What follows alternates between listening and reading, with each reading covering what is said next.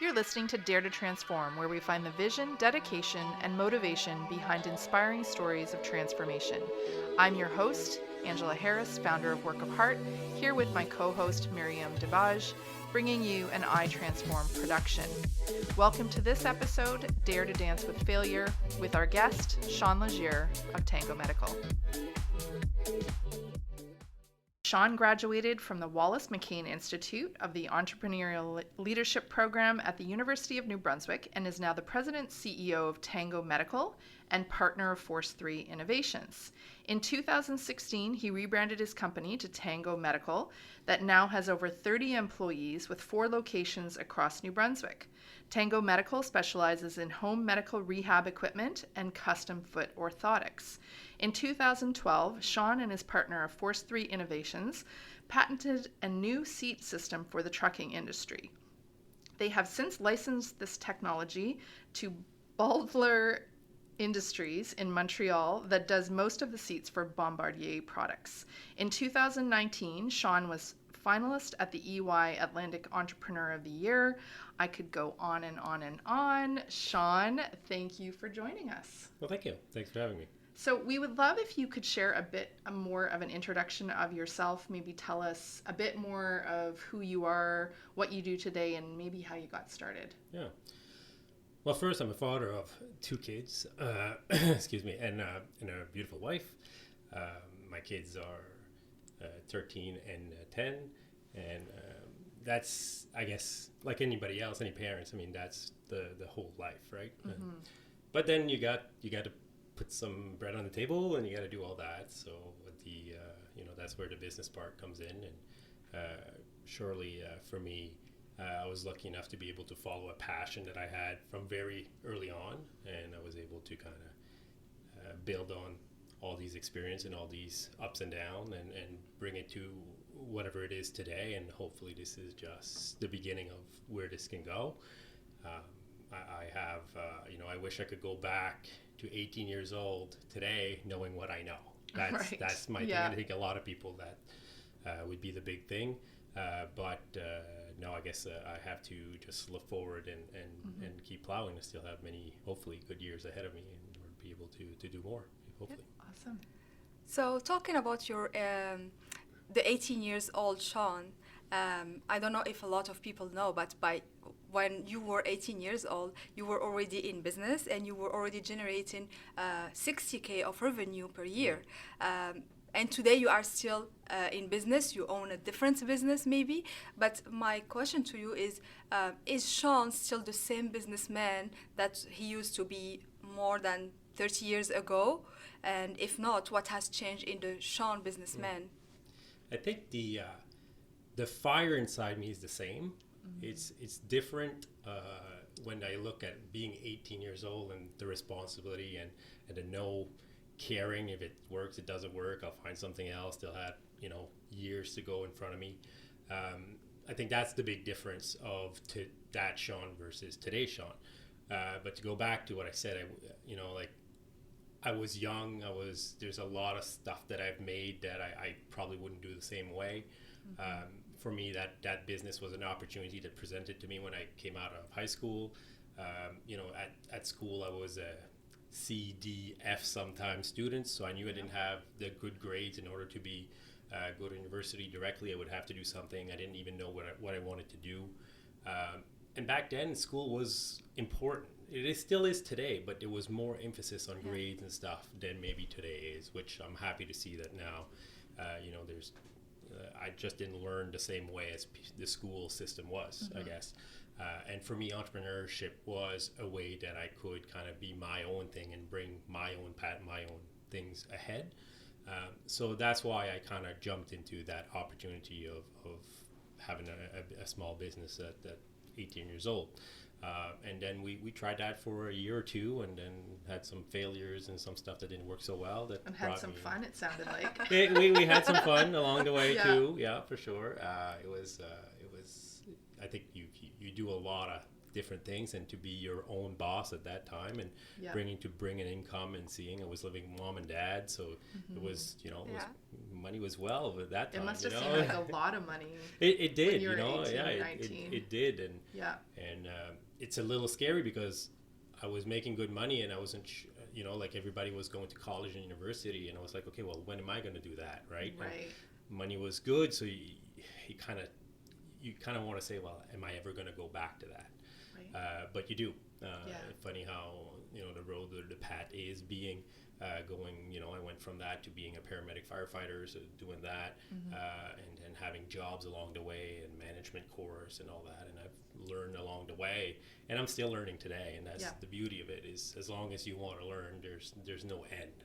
You just keep improving as you move forward.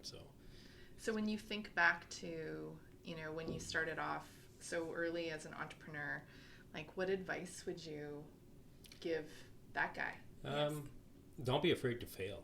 I think that's the biggest thing that I feel that people are afraid of. And like, oh, geez, I wish I would have had the guts to do it.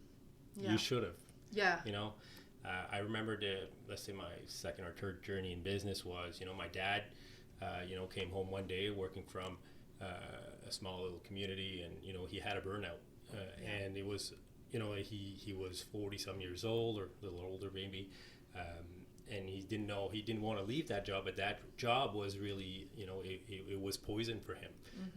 So I said, well, let's start something, let's start just a little something. And first we started this tree trimming business because he was really able with a chainsaw. Yeah. And we bought an old NB power truck, and we started this little thing that was hoping it would pay our golf for the summer. That's really why that little business was a side job, which turned into being a full-time job for him. Wow. And him leaving that poison of work at 45, 50 years old, and doing something that he loved to do when we did it together. So that was a lot of fun, but also a lot of up and down, and worrying when is the next job going to be there? Is going to be, is it going to be enough to pay the bills? Right. But it, luckily enough, because we risked it, it worked, and we were able to actually sell that business, 15 years later, and he retired and is having fun now, right? So it's amazing how an 18 years or 19 years old man can sell this idea to his father, and knowing that, like, going back in the time, it's a different mindset, and asking someone like who has always been an employee to take the risk of starting something fresh, new, with you, like you are the son and you are convincing your dad. This is something that we don't hear a lot, especially when we look at the generation gaps and all that. So how did you develop this mindset? Usually we get this from entrepreneurs who have been part of families that are made of entrepreneurs. But when you come from a working family, how do you develop this mindset on your own and sell it to your parents? It's like sometimes selling to someone who's not part of the family is way easier than convincing your parent to do a whole shift. I think it was because, going at 18 years old and having my first success quickly, and see that I was my own boss, I was the decider of where I wanted to go and be, kind of said that, this is actually possible. It doesn't matter what age you are. And listen, I've learned a lot from my parents, and it was totally the opposite for the longest time. Just that given time, it was the proper time for me to give advice to my dad, to say, this is time for you to leave that and let's start something together. If it doesn't work, what's the worst case scenario? You'll find another job, right? Exactly. And I think that's what people are afraid of. If they always think of, the worst possible case situation. And for me, I quickly realized that 95% of the stuff that I worry about never happens. Right. 95% of the stuff never happens. Absolutely. Or if it's going to happen, it doesn't even happen close to what you've imagined, or it's a different path. So when you can put that in your mind, as soon as you start worrying, then you start saying, okay, well, there's a big chance it's not going to happen. Right. Then you can go to bed. Then you can do the rest. Then you can push. It's got to be calculated. You can't just go gung-ho there. But, when you're that young and you assess the risk, and you say, hey, there's nothing that's not a risk. Going to work every day is a risk for you too, Dad. If your health's not good, you may not come back one day. Yeah. So for us, that was more important than, a job. So it sounds like too that you almost like provided a vision for him, right? Like, to your point, like, how did you convince him? But I think when you can like lay something out for somebody and you've got like, okay, I can see it. It will look like this. We could make some money, or, this is the risk. Like, you kind of lay that out for someone and they're, aboard with you. They trust you. It's like, Yes.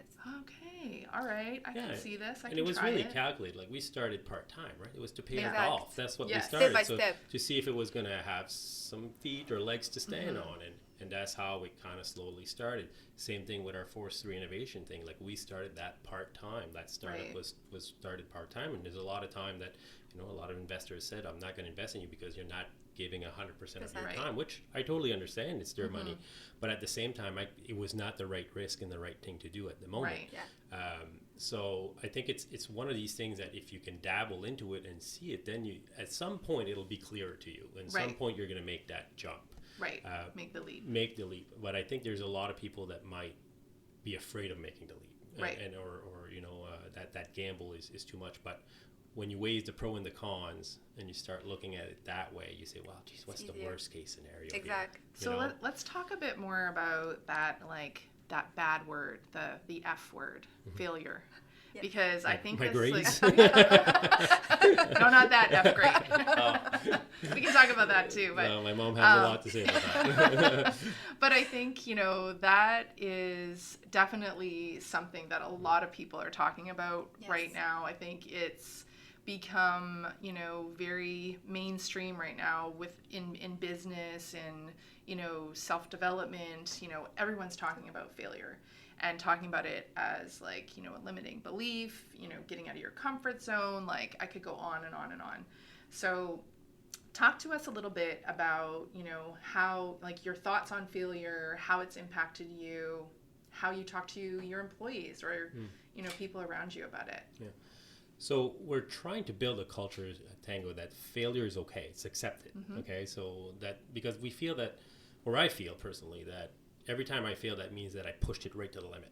Right. I went too far maybe. Yeah. But if I didn't go that far, that means I would never know. Yes.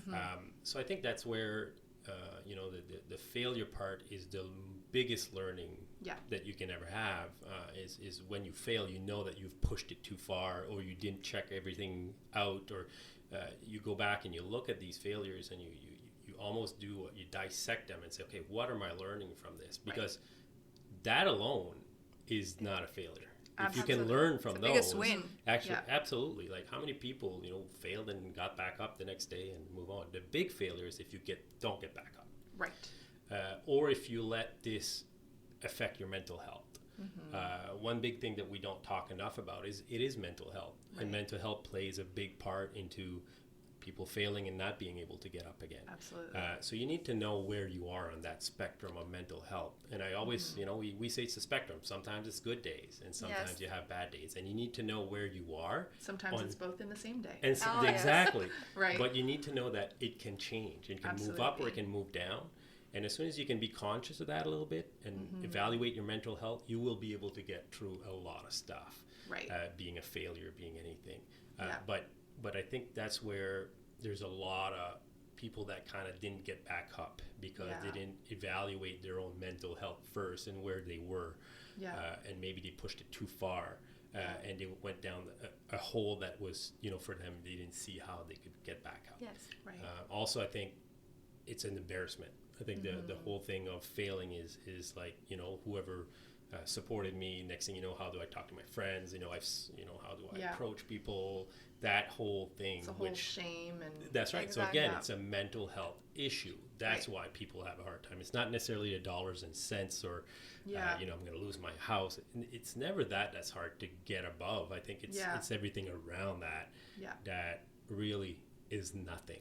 Like you think of it at the grand scheme of the end, people will think about, well, that, it's too bad for a second, but then people move on. Right. Exactly. We turn that page and we don't dwell on Buddy's failure. Absolutely. Don't overthink like it. we all go on with our life, and it is what Absolutely. it is. And your true friend will always be there. Yeah. It doesn't matter what it is. And we're typically harder on ourselves than anybody else. We definitely have high expectations are. from ourselves. Yeah. I liked what you said about the culture of failing and that failing is okay and how you are pushing this culture.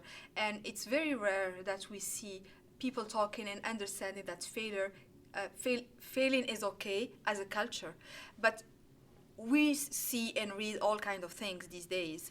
But how are you enabling this culture within your organization? I don't want to talk about a company but I prefer using the word organization because it includes a lot of things. There is a part of you in there, but how are you enabling this in your day-to-day work and on the larger picture of your business? How are you showing your people and leading by example that it's okay to fail? This is how we learn. This is how we evolve. So do you have any tips to share with us? How do you get people to accept it? And it's not like, oh, it's only the CEO trying to push us, but he will never accept it. How do you enable it to happen? You got to stop micromanaging, and you got to trust your people. Okay. And if you got to allow them to fail, you got to allow them to say, hey, make a decision. Right. Make a decision. The failure will be if you don't make a decision. Right. So I'd rather you make a decision. If it's the wrong one, we'll learn from it. Right. So when people are empowered and they can make decision and not micromanage, that's when you see magic happen. Right. And for us in our organization, I mean, we do not micromanage as much as we can. We try to let our people make the decisions or deal with their coworkers and make a decision between them. If you're not sure, you don't necessarily need to call me. You can call anybody and just say, hey, I've got this. What would you do?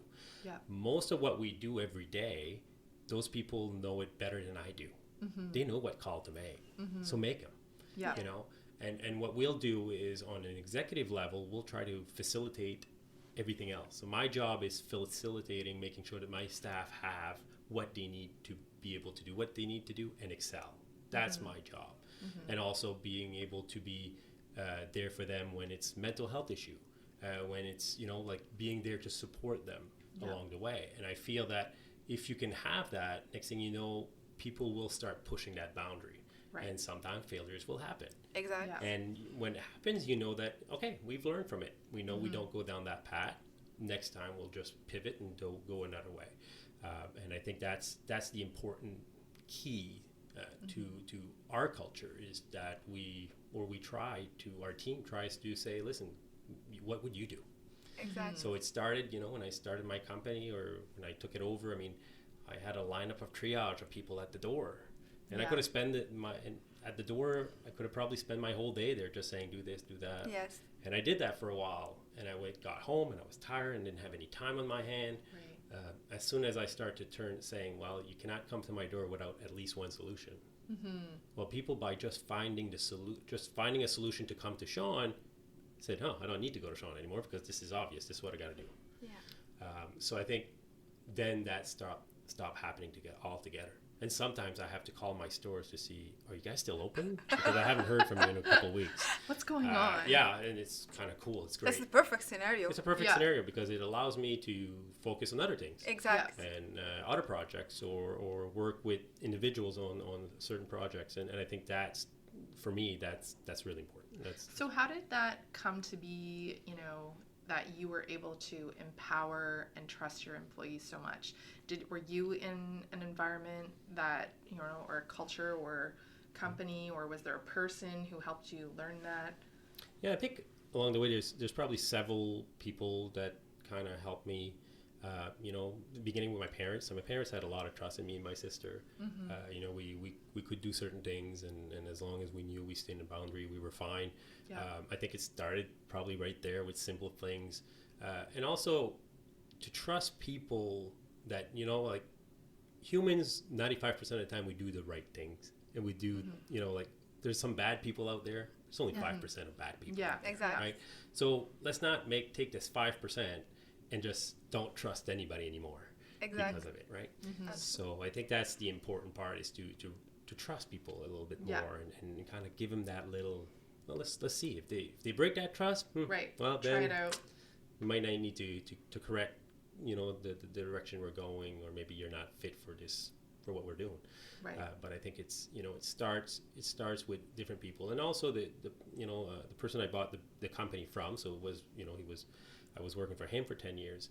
When I opened his store, he gave me carte blanche of go do what you need to do.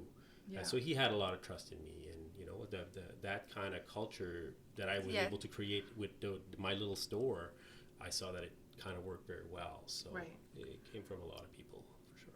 Yeah. So failure, be willing to take risks, trust in people. Is this the formula for succeeding in business? And succeeding in business, it includes the ups, downs. There is most of the time downs than ups, just that we don't talk about it because we are busy fixing those downs and facing those challenges. Is this formula working for Tango Medical today? Yeah, well, for us, I want to think it is. I mean, I think we've had in the last 2-3 years, we had significant growth in our for us. I think it's mainly because of the staff. It's nothing to do necessarily with me. It's the staff that totally.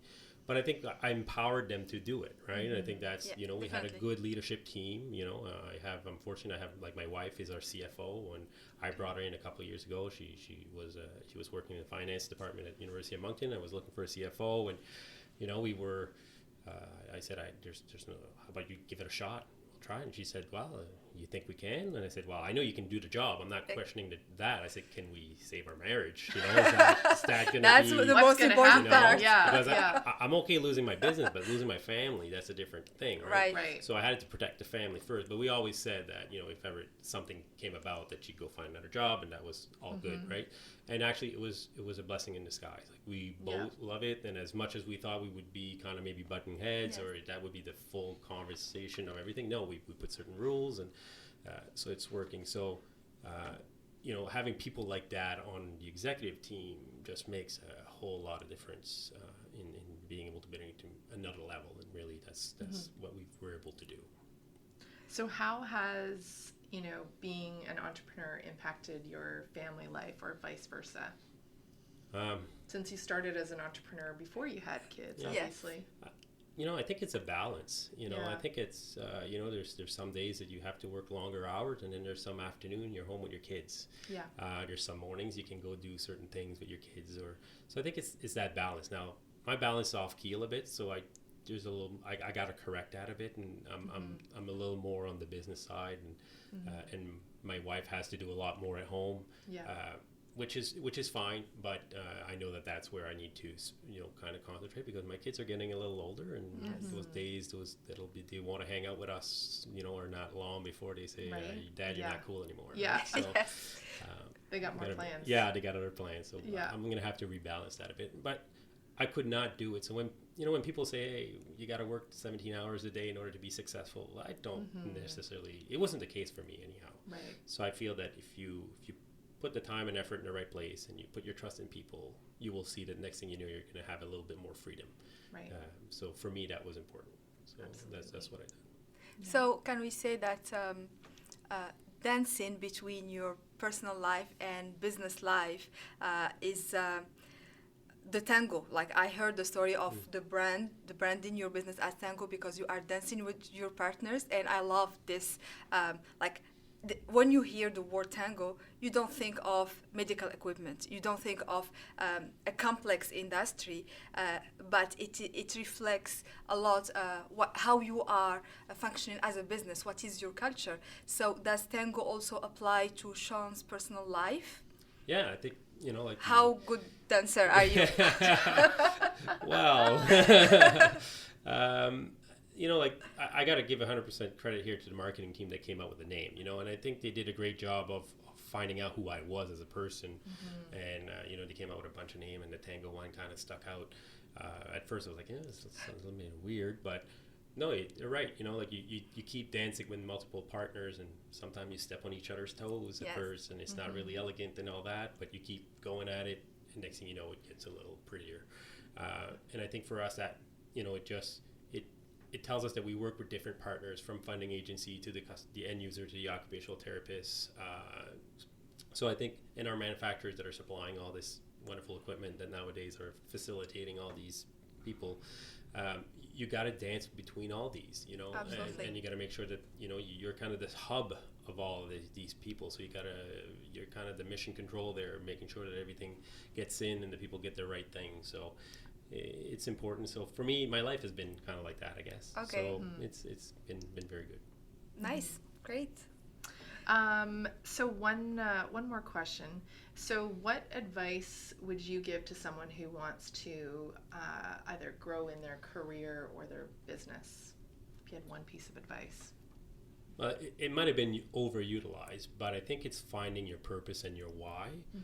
I think that's important. I think you got to really try to figure that out. And sometimes it's, for me, it was right in front of me my whole life, and I was still trying to find it. My why, Right. my why I think was that happens to many Yeah, of us, right? somebody, one of my friends one day from the Wallace McCain Institute Yeah. slapped me behind the head and said, Shawn, you like helping others. Yeah. That's, if you look at your old Pat, you've been helping others and you get something out of that. Right. So as soon as I'm like, that's what it is, then that helped me kind of make sure that what am I doing is that helping others? Yes, Yeah. it is. Great.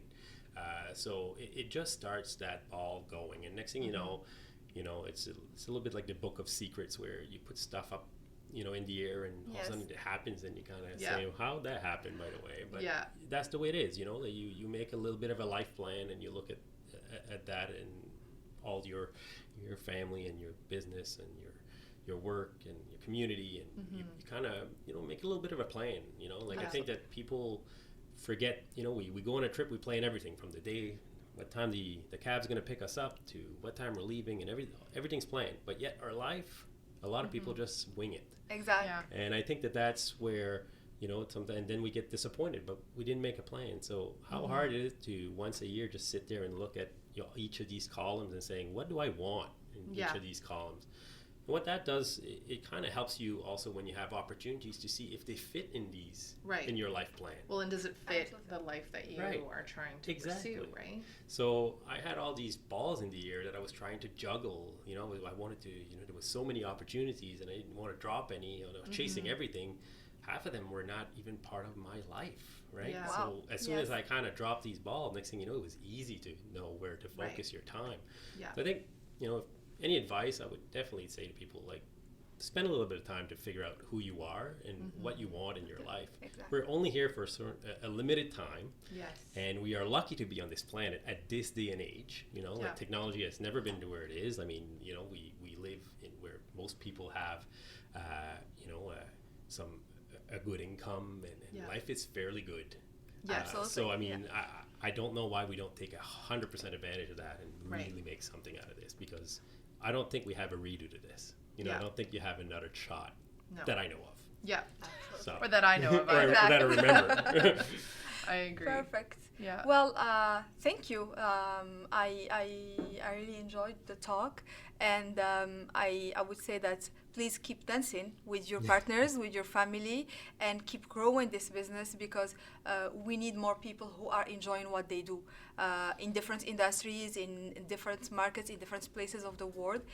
Like you said, every one of us has his own why. It's a matter of finding it and building on it in business and in personal life. Thank you for sharing this with us. Thank you, Shawn, for sharing with us. This episode with Shawn, I love this. I love the talk because it's so inspiring, and it's so interesting to find a CEO who believes in failure. Right. And who is building his success story around failure, and how he's saying it's okay to fail. And oh my God, how much it is needed by a lot of people to get this culture, because it removes so much stress. Absolutely. And gets us moving. Keep moving. Well, Don't and give up. I think when you have someone who believes in you and who is encouraging you to, make your own decisions, to try things out and to fail, and that, you're not going to get fired. Absolutely. I mean, I'm sure there's some decisions that... Well, depends. But I think you're right. Like, I think that completely changes the relationships and the culture of the company. Absolutely. And it pushes also the team to believe in you because you believe in them. So it becomes a give back. So you are building this relationship around trust. This is what makes you give me the opportunity to fail, because you want me to learn fast and go to the next thing. And we are in this all together. So by this, you are getting the engagement of your team because, okay, this guy is trusting me. He's Yeah. setting me for success, Yeah. and he is there also for my failures. I am not afraid anymore of taking risks. And business is all about risks. And Yeah. this is what most of medium and small traditional businesses are lacking. They Yeah. are so much focused on protecting themselves and Yeah. protecting their businesses. Well, it's like a game. Like Yeah. you win by taking the initiative, and taking initiative requires taking risk. And Yeah. if you are afraid of taking those risks, well, you cannot go far. So part of the growth of a person, but also from a business perspective, is about the level of risks you are willing to take. Absolutely. And the role of a CEO, and I'm glad that we had Shawn today sharing his story with us, is enabling people to take those risks, because he got it. He knows that his company will only grow when his team is willing to take more risk, because 50% are chances of success, but Yeah. 50% are failure. And he's okay with it Yeah. because he's looking at the positive side, which is the 50% of success. And I think there is a lot to learn from there, and we can apply it, all of us, in our daily lives. Absolutely. I think the other thing too, I mean, you brought it up and Shawn brought it up too. It's that whole trust factor, right?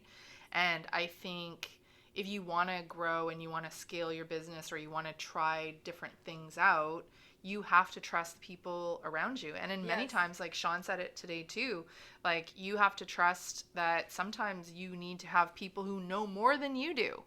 And you need to like empower them to make decisions to like on behalf of the business. So Absolutely. I thought that was very key. And I think his journey of an entrepreneur starting so early has taught him a lot. Yeah. And this personality of entrepreneur, of a risk taker, has opened door for him, a lot of doors actually.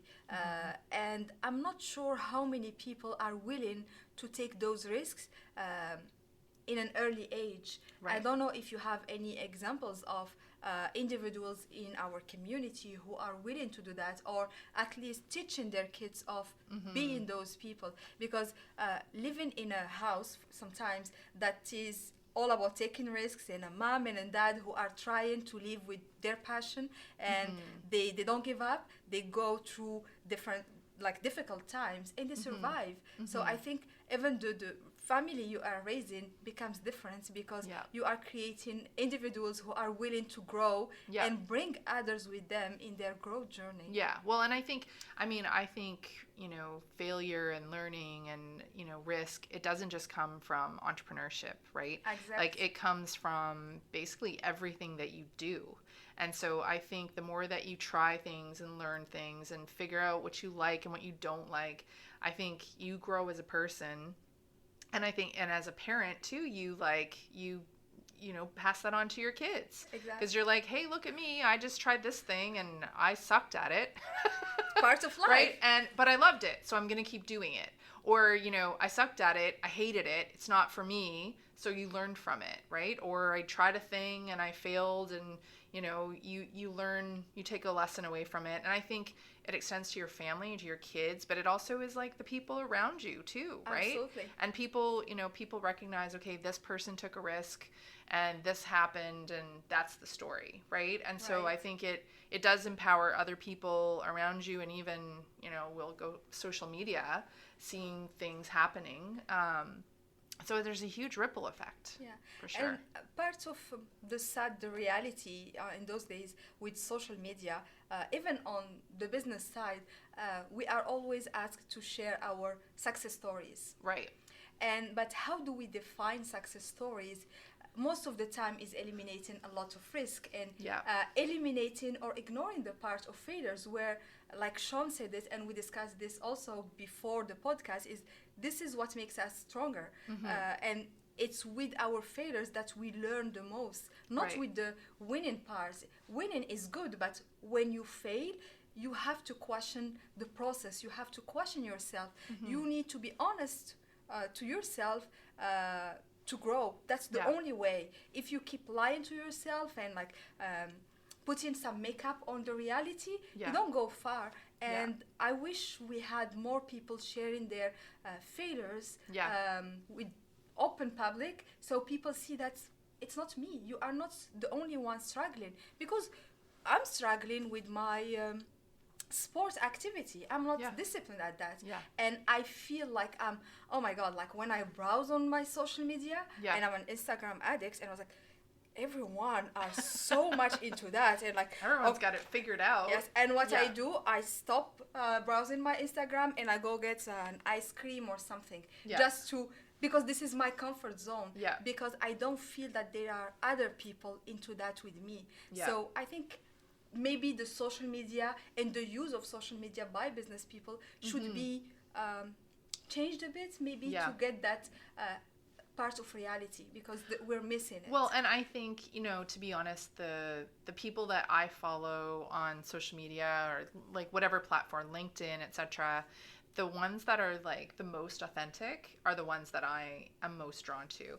And so the ones that are there going like, yeah, so great, they're being celebrated, they have, whatever it is they've done that they've accomplished, amazing. But they'll be the first to tell you that it didn't happen overnight.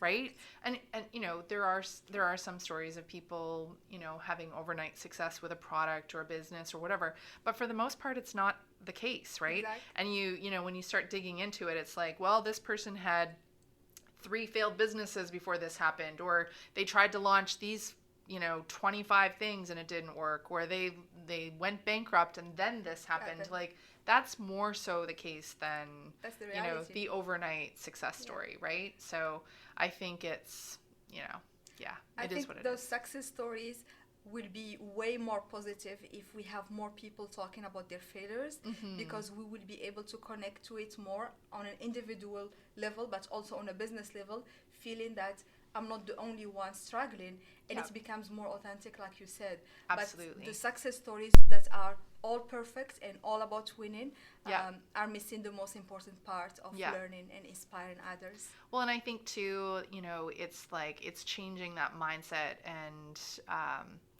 Shawn talked a little bit about that today. I think we both talk about it all the time, and I think it's shifting your mindset from being so afraid of failure to and being like, okay, what's the worst that could happen, to shifting it to like, what's the best that could happen. Exactly. Right? And like, what are the risks, what are the what are the potential failures, or what am I going to learn from this, like, and it's not such a bad thing. So I think shifting that whole mindset, that's key for sure. So it's all about dancing with your failures and your winning situations as well. So I would just invite everyone to dare to dance daily, and just have fun, because finding your purpose and dancing with it means that you are willing to take everything. It's one package. As long as you refuse to take the failure part, you are setting yourself for failure. But the biggest success is when you take the whole package. Agreed. Awesome. Great. Well, thank you so much for joining us today, and thank you, Shawn, for sharing your story with us. I'm Angela Harris. And I'm Meriem Dibaj. And this has been another episode of Dare to Transform, an I Transform podcast in collaboration with Work of Heart. Have an amazing day. And we hope you dare to transform.